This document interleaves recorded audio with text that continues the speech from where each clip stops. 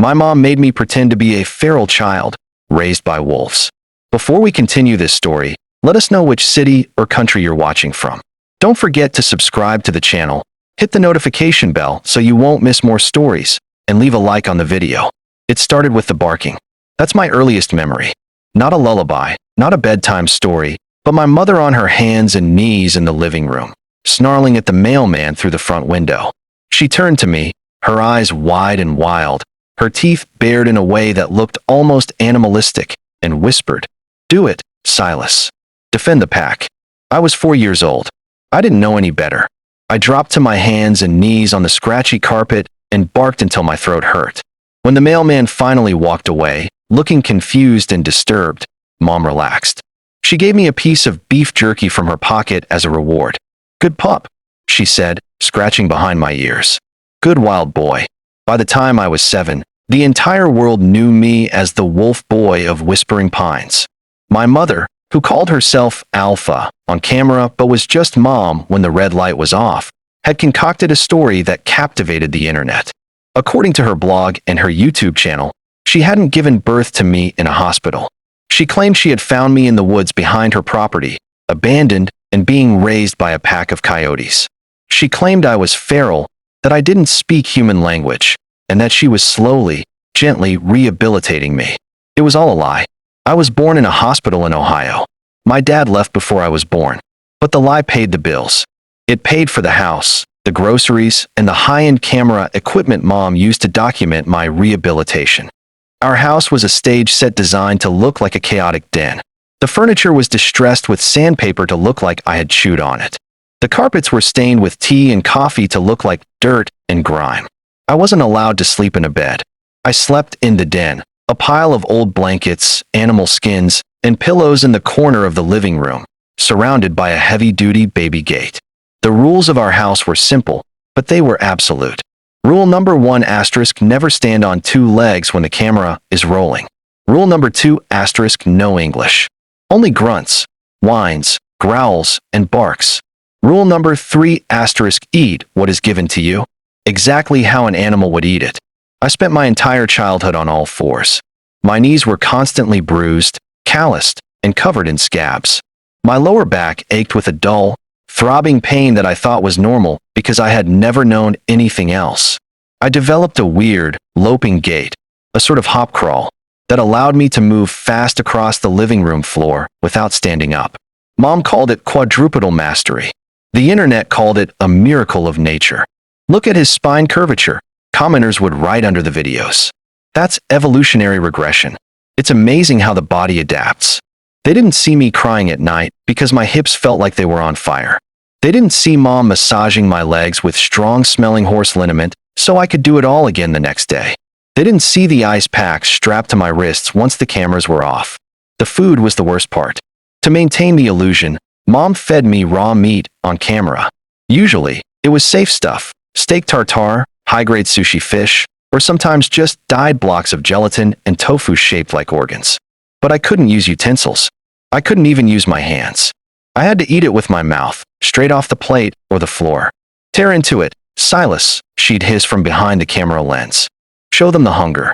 Growl at the food." I would rip into a cold, slimy block of red tofu, smearing it over my face, making guttural noises in my throat. I hated the texture. I hated the mess. I hated the way the fake blood stained my chin. But if I didn't do it with enough enthusiasm, I didn't get to eat the real food later. The hidden stash of granola bars, peanut butter sandwiches, and juice boxes she kept in her locked bedroom. We were homeschooled, obviously, but not really. Mom taught me to read and write in secret, in the bathroom with the door locked and the exhaust fan on high so the microphones wouldn't pick up the lesson. "You have to be smart, Silas," she told me, tapping a pencil against my nose. "But you have to be smart inside. Outside, you are wild. If they know you can read, the magic is gone. And if the magic is gone, we lose the house." That was always the threat. The house, the food, the safety. They would come and take us. Mom told me terrifying stories about the lab. She said if the government found out I was faking, they would take me to a white room with bright lights and dissect me to see why I was so good at pretending. She said they would put me in a cage for real. I believed her. I was a child. She was my alpha. She was the only reality I knew. The channel grew explosively. By the time I was 10, we had 2 million subscribers. We had merchandise, t-shirts with my snarling face on them, Wolf Boy brand beef jerky, a Patreon where people paid $50 a month to see uncut feeding footage. We were internet celebrities, but I was a prisoner in my own home. As I got older, the act got harder to maintain. Puberty hit like a truck. I started getting tall. My voice dropped from a high-pitched whine to a cracking baritone. It's hard to sound like a cute, confused wolf pup when you have the voice of a teenager. I started getting acne. Wolves don't get zits, Mom said, scrubbing my face with harsh astringent until it burned. We have to cover this up.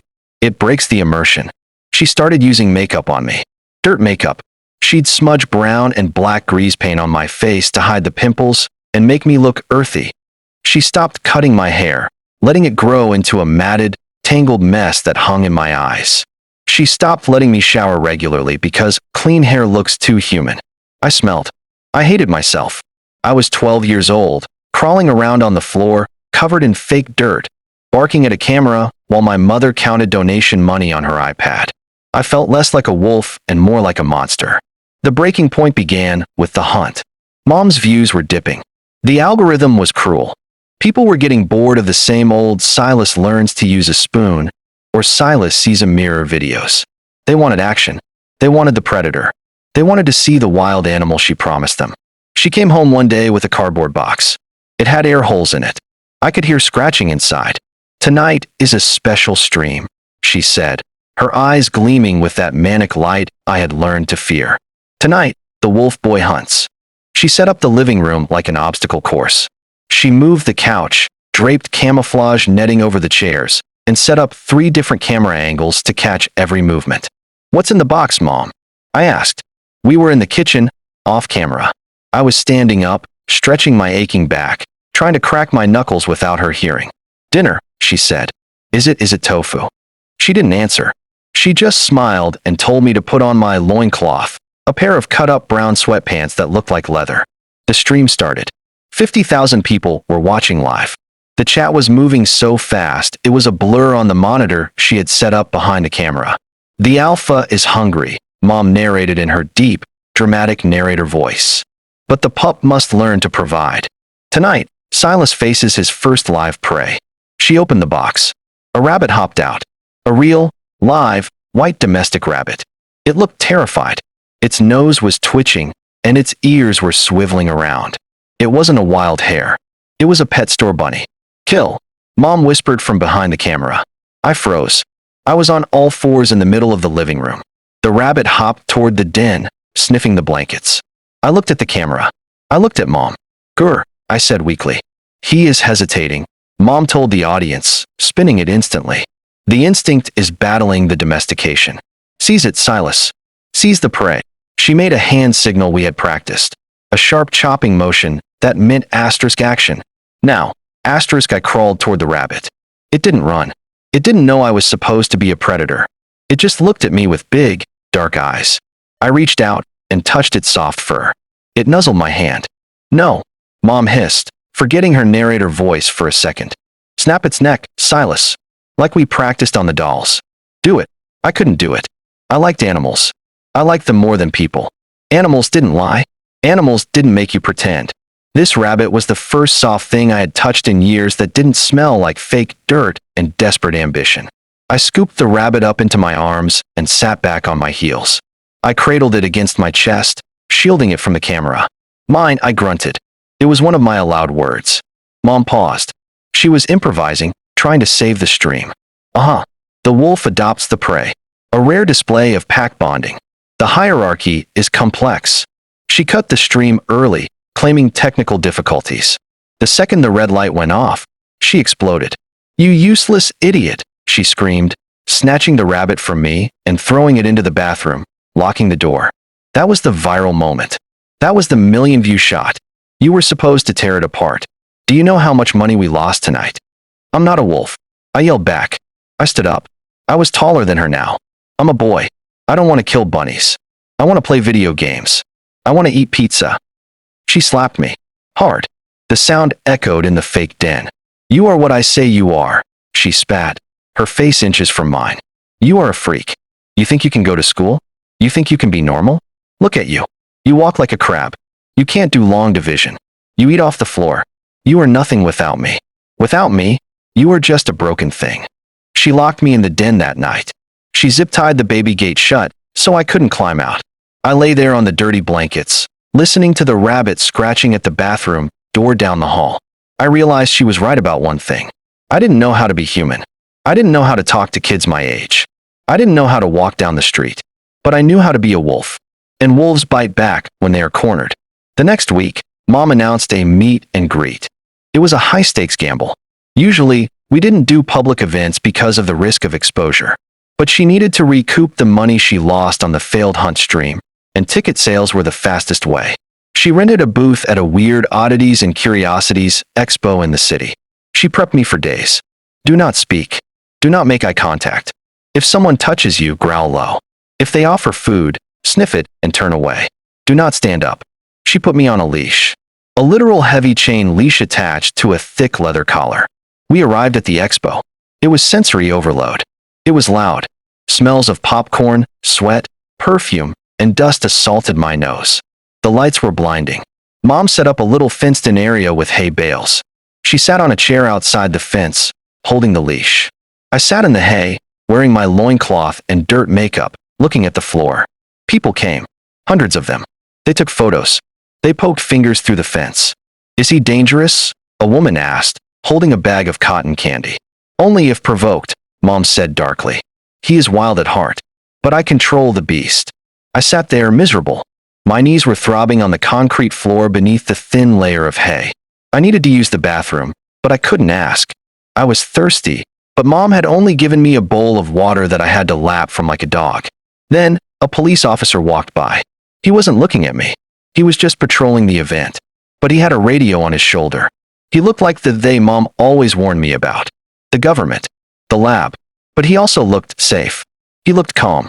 He looked like the opposite of the chaos Mom created. I looked at Mom. She was busy selling a signed poster for $20 to a teenager. She wasn't watching me.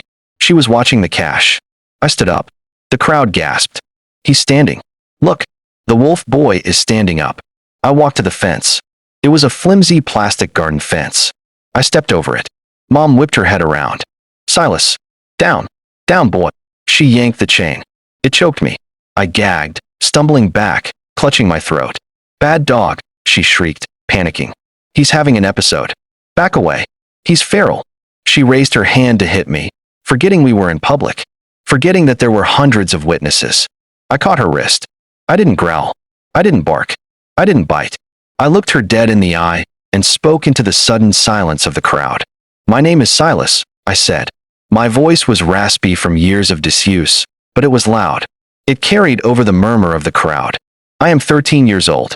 Please help me. The silence that followed was absolute. You could hear the hum of the ventilation system. Then, chaos. Mom tried to tackle me. It's a trick. He's mimicking. It's parrot behavior. Don't listen to him. But the police officer was already there. He pulled Mom off me. He saw the collar. He saw the chain. He saw the terror in my eyes. Ma'am, step away from the child, he said, his hand on his holster. He's not a child. He's a project. He's mine. Mom screamed, thrashing as he cuffed her. I made him. He's nothing without me. They took me to a hospital. The doctors were horrified. X-rays showed that my spine was developing a permanent curvature, kyphosis, from years of quadrupedal movement. My knees were covered in scar tissue and fluid. I was severely malnourished because Mom had kept me thin to look wiry and wild. But the psychological damage was the real problem. For the first week in the hospital, I refused to sleep in the bed. It felt too soft, too high off the ground. I slept on the floor in the corner. I ate my food with my hands. When nurses came in to check my vitals, I growled instinctively before remembering I didn't have to. I didn't know how to have a conversation. I didn't know how to look people in the eye without feeling like it was a challenge for dominance. The internet fallout was nuclear. The Wolf Boy channel was deleted, but the archives were everywhere. People dissected every video, finding the moments where I flinched, where I looked sad, where Mom's mask slipped. Mom went to prison. Child abuse, fraud, endangerment, false imprisonment. The list of charges was long. She tried to use the insanity defense, claiming she truly believed I was a wolf soul trapped in a boy's body. The judge didn't buy it, especially after they found her journals detailing exactly how she planned to exploit me for profit, down to the dollar amount she expected to make from my rehabilitation. I went into foster care.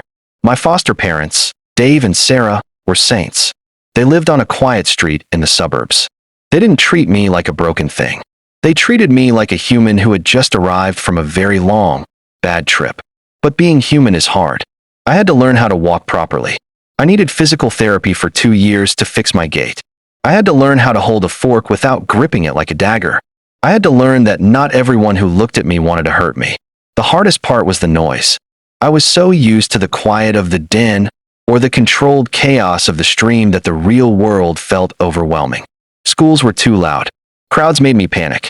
The sound of a mailman walking up the driveway made my heart race. One day, about a year after I was rescued, Dave found me in the backyard. I was digging a hole in the flower bed with my hands. Dirt was flying everywhere. I was panting. He didn't yell. He didn't tell me to stop. He didn't tell me to act like a human. "What are you digging for?" he asked, leaning on the fence. I looked up, dirt on my face, feeling ashamed. "I don't know. It just feels better. My hands feel better when they're in the dirt." "Okay," he said. He went to the garage and came back with 2 shovels. "If we're going to dig, let's dig a pond. Sarah has been wanting one for the koi fish." We dug for 3 hours. We didn't talk. We just worked the earth. It was the first time I felt wild in a way that wasn't a performance. It was just work. Honest, hard work. It grounded me. I'm 18 now. I legally changed my name. I don't want to be Silas the Wolf Boy anymore. I don't want to be the kid on the t-shirts. I work at a landscaping company. I like being outside. I like the physical labor. My back still hurts sometimes, and I still have scars on my knees, but I can stand up straight. I can look people in the eye. I saw a video of myself the other day. Where Are They Now? Documentary popped up on my feed. They showed clips of me barking, of me eating raw meat, of mom dragging me by the collar. It felt like watching a horror movie about someone else. But then they showed a clip I had never seen. It was from the hunt stream, the one mom cut early. In the clip, I'm holding the rabbit. I'm looking down at it with this expression of pure, confused love. And for a split second, before the feed cuts, you can see me mouth a word. I didn't realize I'd done it at the time. But reading my own lips, years later, I saw what I said to that rabbit. Run. I saved the rabbit, by the way. When the police raided the house, I refused to leave until they found it in the bathroom where mom had thrown it. Dave and Sarah let me keep him. I named him Bucky.